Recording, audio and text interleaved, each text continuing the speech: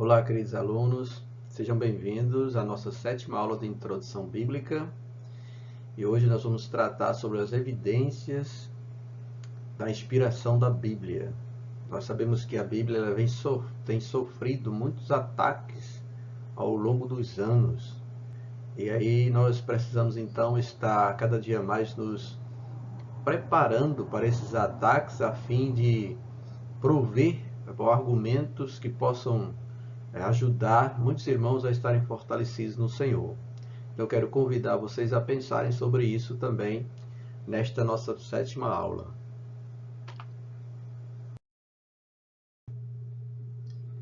Há duas espécies de evidências que se deve levar em conta no que diz respeito à inspiração da Bíblia. Aquela que provém da própria Bíblia, que aí nós chamamos de evidência interna, e aquela que surge de fora da Bíblia, que é conhecida como evidência externa. Então nós vamos pensar nessas evidências, tanto interna quanto externa, em nossa aula de hoje. No que diz respeito às evidências internas, nós temos 4 evidências. A primeira é da autoridade que se confirma. A segunda, testemunho do Espírito Santo. A terceira, a capacidade transformadora da Bíblia. E a última evidência interna, que é da unidade da Bíblia. Então nós vamos estar vendo detalhadamente cada uma dessas, para que a gente possa ter a noção de como essas evidências elas surgem através da própria Escritura, daquilo que a Bíblia traz de si mesmo como inspiração. Então, a primeira delas é a evidência da autoridade que se confirma. Há quem afirme que a Bíblia fala com autoridade própria, cheia de convicção, a semelhança do rugido de um leão. Então, o Senhor Jesus ele enchia as multidões de grande admiração porque ele ensinava como quem tem autoridade. Isso está escrito em Marcos 1:22, e de modo semelhante à expressão "assim diz o Senhor", encontrada nas Escrituras, fala por si mesmo. Vocês lembram que quando nós vimos em aulas anteriores, esta expressão "assim diz o Senhor" era usada pelos profetas para atestar aquilo que Deus revelara a eles e ele transmitia ao povo do Senhor. De modo que quando Deus fala, como falou a Jó, através de um redemoinho, ficou evidente para Jó, para aquele patriarca, que realmente era Deus que estava falando com ele. E por ser Deus que estava falando com ele, então nós temos aí a autoridade confirmada da palavra do Senhor. É essa autoridade que se autoconfirma. É Deus falando através das Escrituras, e quem recebe esta palavra sente que aquilo provém do próprio Senhor.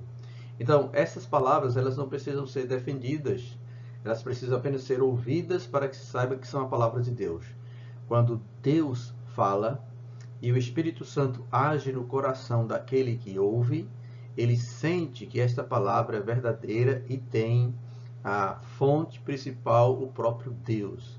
E aí, irmão, surge temor, surge devoção, surge alegria da parte do alto, porque vemos por trás dessas palavras o seu principal autor, ou aquele que é o Criador de todas as coisas.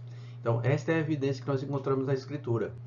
E é interessante nós observarmos, pela vida de Jesus, que quando ele prega os seus sermões, quando ele anuncia a sua palavra, as multidões ficam como que encantadas pela palavra que ele profere.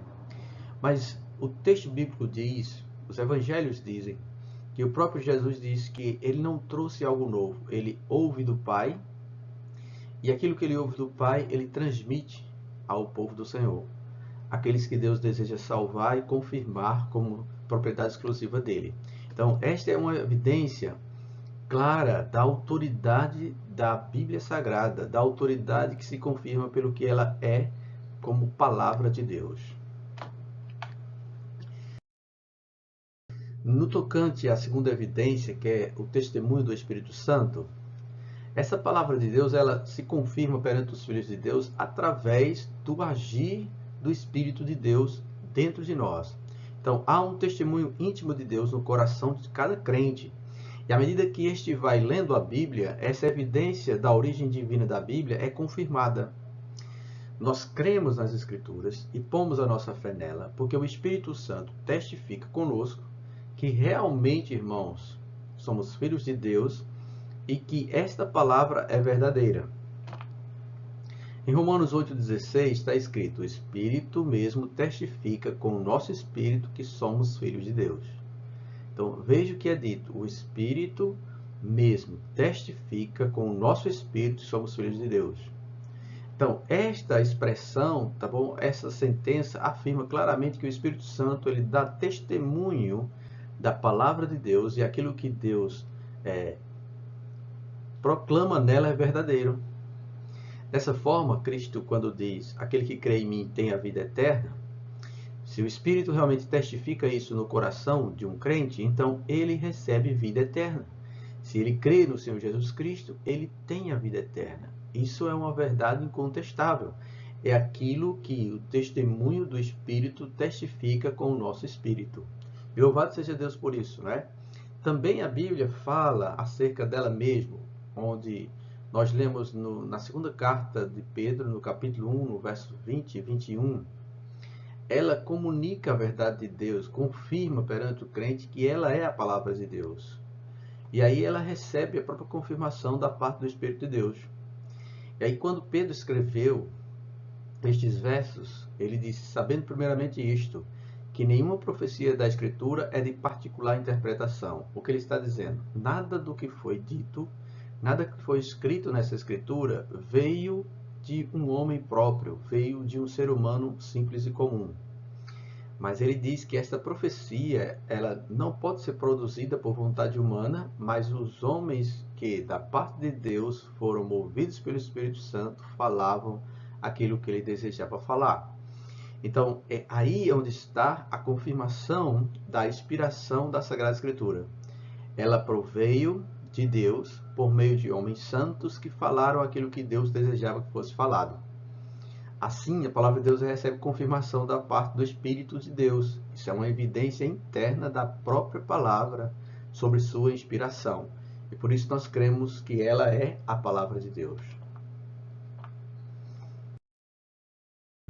A próxima evidência interna vai falar acerca da capacidade transformadora da Bíblia. Esta evidência, chamada interna, é a capacidade que a Bíblia tem de converter o incrédulo e de edificá-lo na fé cristã. A palavra de Deus em Hebreus, no capítulo 4, no verso 12, vai falar que ela é viva e eficaz, é mais cortante ou penetrante do que qualquer espada ou faca de 2 gumes. E isso, irmãos, faz com que milhares e milhares que têm experimentado esta palavra ou esse poder, que sejam viciados em drogas, tenham sido curados pela palavra, ou que sejam delinquentes, ou que sejam malignos, têm sido transformados. Ainda aqueles que têm ódio, raiva, têm dado lugar ao amor, têm sido alcançado pelo poder desta palavra, pela capacidade transformadora que ela tem. E tudo isso, irmãos, provém unicamente por causa da leitura da Escritura, porque ela é lida, proclamada, e quem a ouve recebe como palavra de Deus. E aí ele passa a sofrer uma transformação dessa Sagrada Escritura. Eu tenho até contado um testemunho na minha igreja local acerca disto, que eu morava em um bairro que ele era muito perigoso, havia muitas facções, drogas e etc. E aí então foi implantada neste bairro uma igreja. E quando a palavra de Deus começou a ser pregada naquele bairro, nós começamos a perceber uma mudança. Deus começou a transformar as pessoas. As crianças daqueles homens malignos eram trazidos à igreja. Ali era pregada a palavra de Deus. As mulheres, as esposas deles vinham também para a igreja. A palavra de Deus era pregada. E aí então começou a transformar a mente daquele povo. E aí Deus começou a alcançar também os esposos. E aí homens que eram malignos, homens que eram traficantes, homens que eram viciados, foram transformados. Suas vidas foram modificadas pela palavra de Deus. E aí nós percebemos esta evidência, que onde a Bíblia chega, onde ela é proclamada, a transformação, a mudança de vida. Né? E tudo isso se faz apenas por anunciar a palavra, por pregar a palavra, porque ela tem essa capacidade de transformar as pessoas. E os entristecidos, eles também recebem confortos. Pecadores são repreendidos, negligentes são exortados pela Escritura. Então a palavra de Deus tem poder, esse poder que muda, o dinamismo transformador de Deus. Quando ela é proclamada, o Espírito Santo age e aí as pessoas vão começando a receber instruções de como viver diante de Deus. O temor de Deus se estabelece no coração do indivíduo, então ele passa a viver de um modo diferente. Ele muda a sua vida, a maneira dele ver o mundo e as coisas que Deus realmente tem trazido luz para que ele possa contemplar e andar segundo essa luz que ele tem recebido da parte do Senhor por meio da Bíblia Sagrada. Então nós entendemos, tá bom, que realmente a Bíblia tem uma capacidade transformadora. Isto é uma evidência interna de sua inspiração. Se ela não fosse inspirada, ela não conseguiria fazer isto acontecer. Aí nós temos o texto de Hebreus, onde a palavra de Deus é dita como viva e eficaz, mais cortante do que qualquer espada de 2 gumes, penetra até a divisão da alma e do espírito, juntas e medulas, e é apta para discernir os pensamentos e intenções do coração. Veja como é grandioso este verso, irmãos. A palavra de Deus, a Bíblia Sagrada, ela é viva e eficaz. E o próprio Senhor Jesus também atestou sobre isso. Ele disse que as minhas palavras são espírito e vida. E por conta disso, ela penetra no interior e ela transforma a vida das pessoas. Então ela vai lá no mais profundo do nosso ser, no nosso coração, e ela consegue discernir os pensamentos e as intenções do coração, e ela consegue transformar nossa natureza e nossas inclinações para que venhamos agradar ao nosso Deus. Já o texto de 1 Pedro, ele ordena que a gente possa desejar como menino recém-nascido esse puro leite espiritual para que a gente possa crescer para a nossa salvação. E este é um incentivo, uma exortação que todo cristão deveria receber, de ler a Sagrada Escritura a ponto de ser transformado por ela, desejá-la como alimento, meditando dia e noite e fazendo tudo conforme ela tem ensinado, para que a gente possa fazer prosperar o nosso caminho e recebemos realmente a salvação eterna.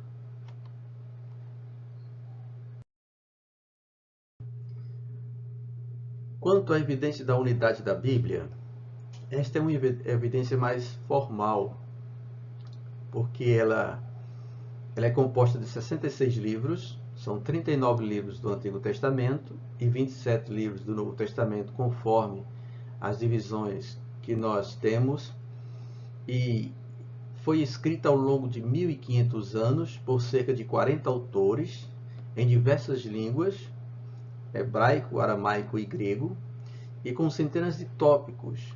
E é muito mais que mero acidente que a Bíblia apresenta uma espantosa unidade temática. E a unidade principal que nós percebemos quando nós examinamos ela como um todo é Jesus Cristo. A Bíblia é centrada em Cristo. Há um problema, que é o pecado, e uma solução, que é o Salvador Jesus. É o plano de redenção ali na Escritura. Então você vai perceber que de Gênesis a Apocalipse vai se tratar deste tema, da queda do homem e da redenção que Deus provê por meio de seu Filho Jesus Cristo.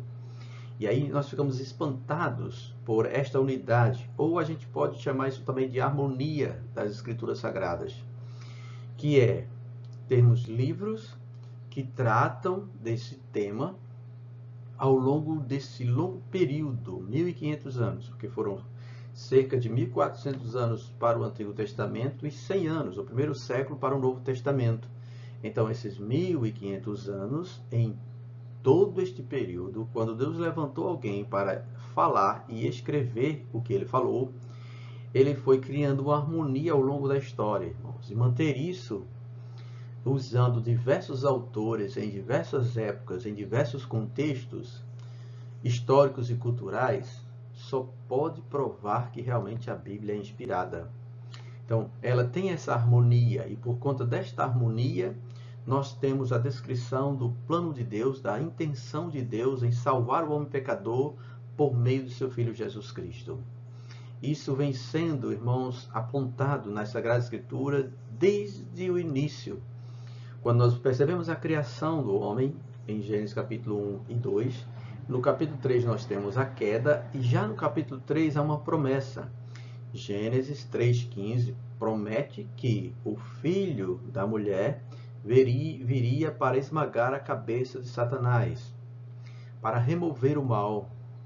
E aí então, desse ponto em diante, há um traçado de Deus em todo o plano dele, em toda a história e evolução da humanidade, da sociedade, em que aponta para isso.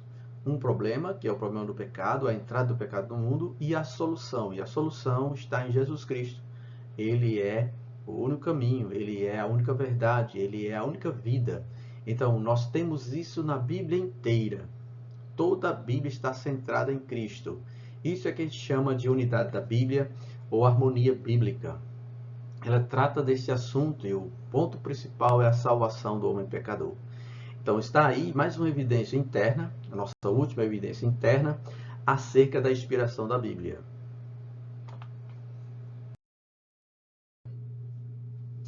Quanto às evidências externas, aquelas evidências que são fora da Bíblia, então, grande parte desse conteúdo bíblico é história. E por isso nós temos a evidência baseada na historicidade da Bíblia. Por isso mesmo, nós temos como constatar alguns fatos que estão registrados também em outros livros históricos e que comprovam realmente aquilo que a Bíblia descreve como fato histórico sendo real. Então, existem duas espécies principais de apoio da história da Bíblia, que são os artefatos arqueológicos e os documentos escritos. Esses artefatos são objetos que são encontrados por arqueólogos que fazem suas pesquisas e aí montam um sítio arqueológico e saem extraindo daquele lugar, tá bom, evidências das sociedades ou civilizações anteriores à atual sociedade. E eles passam então a coletar aqueles objetos e a descobrir modos de vida. E isso então passa a ser documentado. E existe também documentos escritos que escreveram. Quando reis dominavam, havia cronistas, pessoas responsáveis por escrever todos os atos do rei e tudo o que acontecia no seu reinado. E isso faz com que, quando nós pegamos outros documentos escritos e comparamos com o que a Bíblia diz em termos de história, falando sobre o reinado da Assíria, falando sobre o reinado da Babilônia, falando sobre o relato do Medo-Persa, o reino do Egito, então tudo isso passa a ser comprovado. E por conta disso, por conta destas coisas, desses artefatos e destes documentos escritos, nenhum deles, tá bom, invalida o que a Bíblia relata, o que ela trata, o que ela menciona como fato histórico. E nós também temos, recentemente, há poucos anos atrás, a descoberta dos rolos ou dos manuscritos do Mar Morto.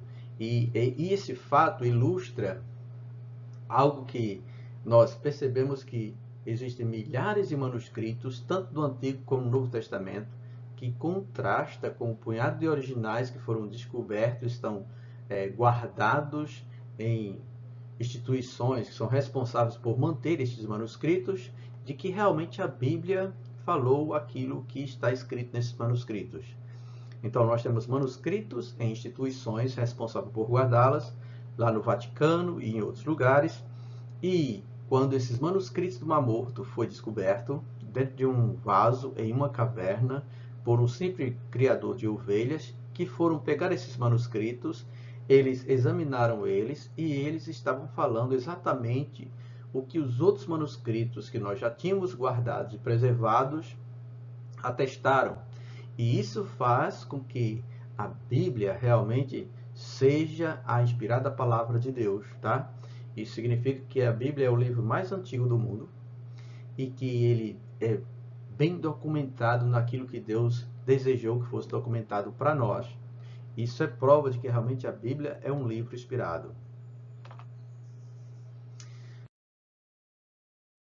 A próxima evidência externa é o próprio testemunho de Cristo. O testemunho de Cristo se relaciona também à historicidade dos documentos bíblicos.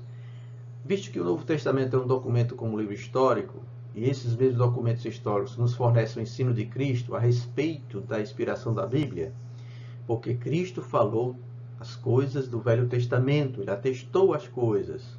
Então, aquilo que Cristo ensina a respeito da inspiração da Bíblia é verdade.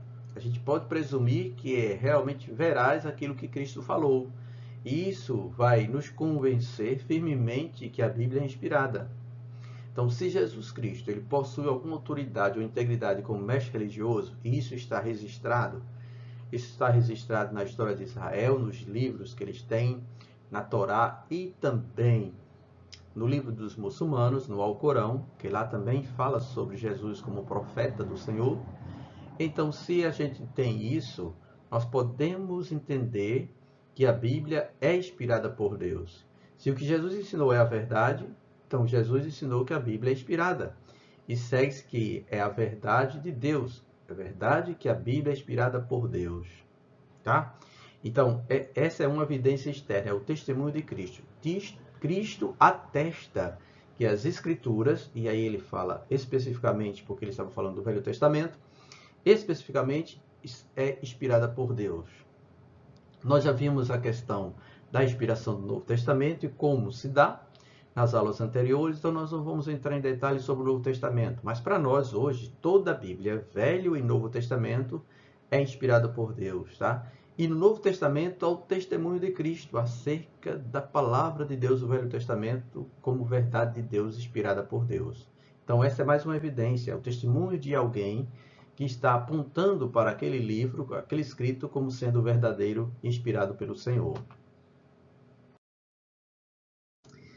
Depois nós temos a próxima evidência, que é a evidência da profecia.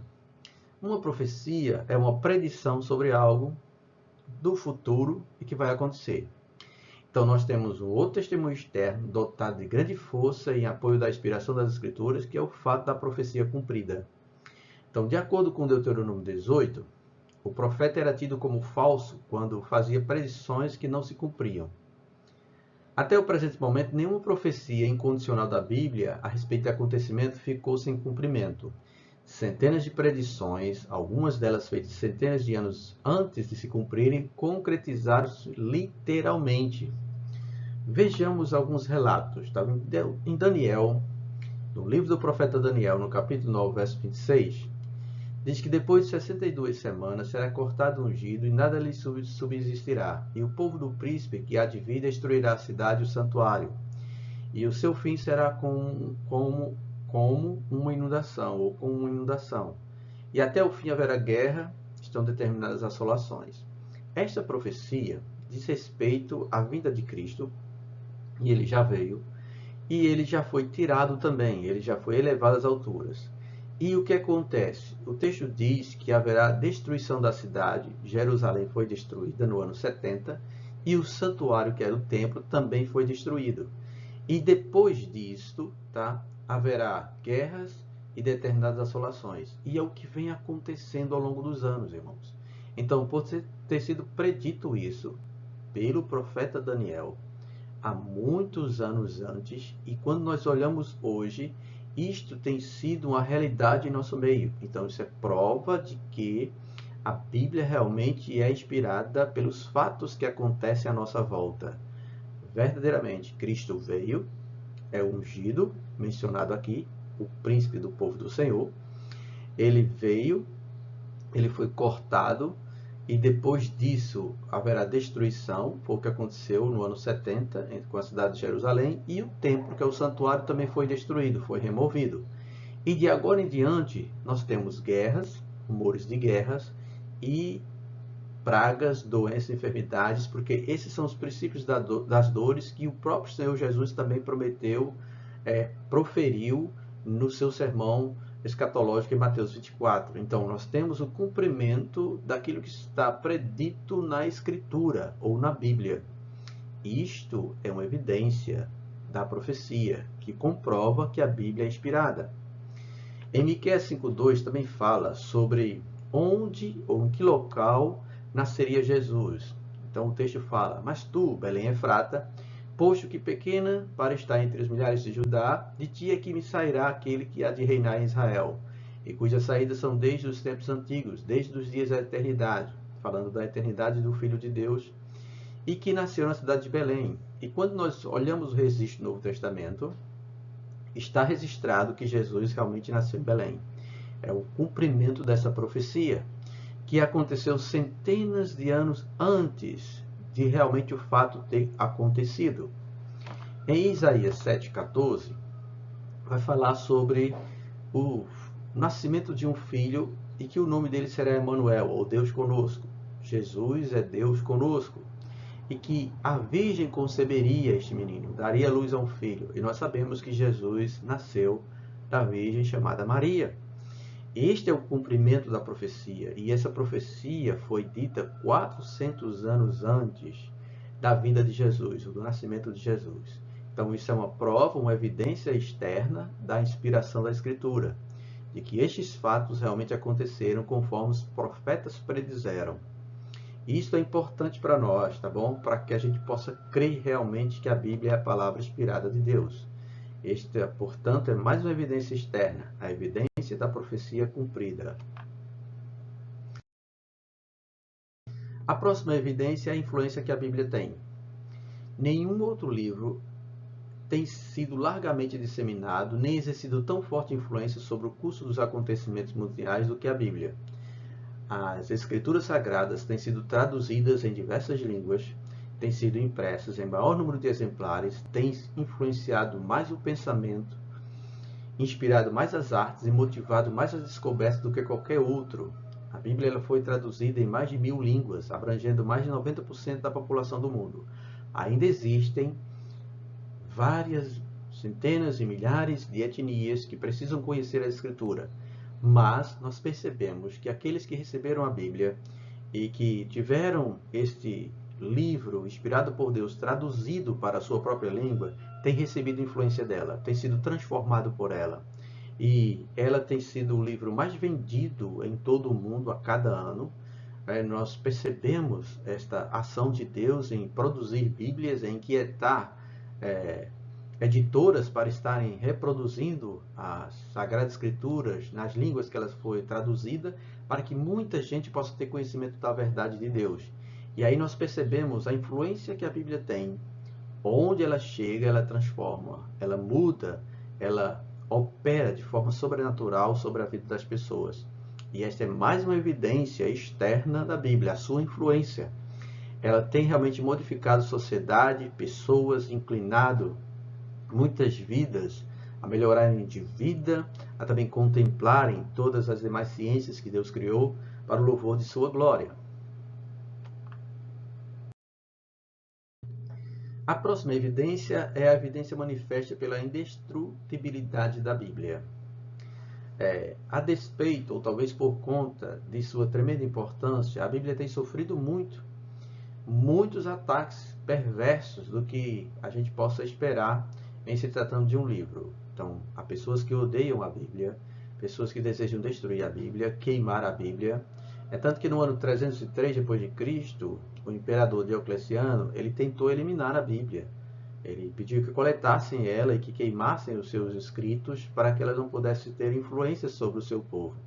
Até porque, como a gente viu na evidência anterior, quem lê a Bíblia, ele não se deixa dominar por nenhum governo ditador. Ele vai querer servir realmente ao Senhor e fazer a vontade do Senhor. E não podemos ter sobre nós leis que impeçam realmente de vivermos de acordo com a vontade de Deus, porque somos o povo de Deus. Então, por conta disso, a Bíblia tem sido atacada. Ainda hoje, nós recebemos ataques. Vocês devem ter visto aí nas redes sociais vídeos de pessoas dando entrevistas e falando que a Bíblia deveria ser alterada, deveria ser atualizada. Isso é um ataque às Sagradas Escrituras e à inspiração dela por parte de Deus. Nós não podemos aceitar estas coisas. A Bíblia é a verdade de Deus. E ela tem sofrido ataques ao longo da história. Todavia, ela tem permanecido. Ela tem sido indestrutível. Deus tem mantido a Bíblia, porque é a palavra de Deus e é a vontade do Senhor que ela seja disseminada. Por isso, então, nós percebemos que hoje é o livro mais impresso e mais divulgado no mundo inteiro. pois é a vontade de Deus que a Bíblia permaneça até o fim de toda a história da humanidade. E também tem a evidência oriunda da integridade dos seus autores. Não existem razões sólidas em que basear a ideia de que os autores das Escrituras não eram honestos e sinceros. Eles eram honestos e sinceros, e por tudo quanto se sabe da vida deles, de Pedro, de João, de Judas, né? O fato de terem morrido pela causa da fé que eles criam e abraçaram. Então, a gente entende que esses autores eles estavam totalmente convencidos de que Deus havia falado ao coração deles. E o que a gente pode fazer acerca dos 500 homens que viram Cristo, né, que apresentam realmente a evidência da autoridade divina, da mensagem e do fato de terem visto a Jesus crucificado sob Pôncio Pilatos e depois ressuscitou vivo e em perfeitas condições, mesmo com suas marcas. O que fazer da afirmação deles, que segundo a qual eles viram Jesus cerca de 12 vezes, num período de 1 mês e meio, cerca de 40 dias, conforme a Escritura diz, que Jesus estava com eles depois que ressuscitou, que conversou com ele, que comeu com ele, que comeram com ele, que viram as feridas, como Tomé viu e tocaram, e até o mais incrédulo deles, que é realmente Tomé, ele caiu de joelhos quando ele viu Cristo e as marcas desse Cristo, e ele exclamou, Senhor meu e Deus meu. Então nós percebemos também que esta também é uma evidência externa. Os seus autores humanos falaram realmente como falaram, creram na Escritura e deram sua vida por esta causa. Ninguém pode dar uma vida, irmãos, dessa maneira, negando tudo o que tem, deixando para trás seus bens, sendo espoliados e levados pelos outros por causa de uma causa. Mas eles eram assim. E eles tanto expuseram suas virtudes como também os seus defeitos. Em muitos textos nós vamos perceber Pedro falhando diante de Deus, mas todavia Deus resolveu usá-lo para escrever escritos inspirados para a edificação daqueles que creram na mensagem do Senhor Jesus Cristo. E aí nós percebemos, irmãos, que realmente eles eram homens íntegros e que atestavam sobre a verdade da palavra de Deus. Em 1 Coríntios capítulo 15, verso 6, diz que Jesus apareceu a mais de 500 irmãos de uma vez só, e dos quais, naquela época, ainda vivia a maior parte, mas alguns já haviam morrido ou dormiram. E em João 20, 28, o próprio Tomé, quando vê Jesus, exclama isso, Senhor meu e Deus meu, atestando realmente de que eles eram homens, tá bom, que eram íntegros, confessaram suas falhas, creram na verdade e disseminaram essa verdade. E aí nós temos esta evidência. Eles saíram mundo afora pregando o Evangelho e hoje esse Evangelho chegou até nós graças ao testemunho desses homens, desses autores que o Senhor escolheu para levar adiante a palavra inspirada de Deus. Bem, existem ainda outros argumentos que têm sido formulados para comprovar a inspiração da Bíblia, mas os principais são esses que nós acabamos de ver nesta aula. E será que esses argumentos provam que a Bíblia é inspirada? A resposta, irmãos, é não. Não representam provas dotadas de conclusões racionais inescapáveis. Até mesmo um filósofo amador pode criar algum contra-argumento que neutralize a nossa lógica, ou aquilo que a gente pensou, que a gente argumentou acerca dessas evidências. E ainda que tal argumentação comprovasse a inspiração da Bíblia, isso tudo viesse realmente a atestar, não se concluiria daí que os argumentos conseguiriam persuadir e satisfazer a todos. É porque, irmãos, a questão da crença na inspiração da Bíblia tem a ver com a fé. E há pessoas que são mortas espiritualmente que não vão crer, ainda que nós venhamos a explanar tudo, a esclarecer tudo, a pregar e a falar a verdade de Deus para elas, elas não vão crer. Isso depende da ação de Deus. E aqueles que recebem essa ação de Deus creem na inspiração da Escritura e creem que a Bíblia é a palavra de Deus. Esse é o ponto-chave para nós. Mas era necessário falar acerca destas coisas para que vocês pudessem ter ideia de como anda, tá bom? Todo o enredo e debate acerca da Bíblia Sagrada no mundo de hoje. Bem, aqui nós encerramos nossa 7ª aula.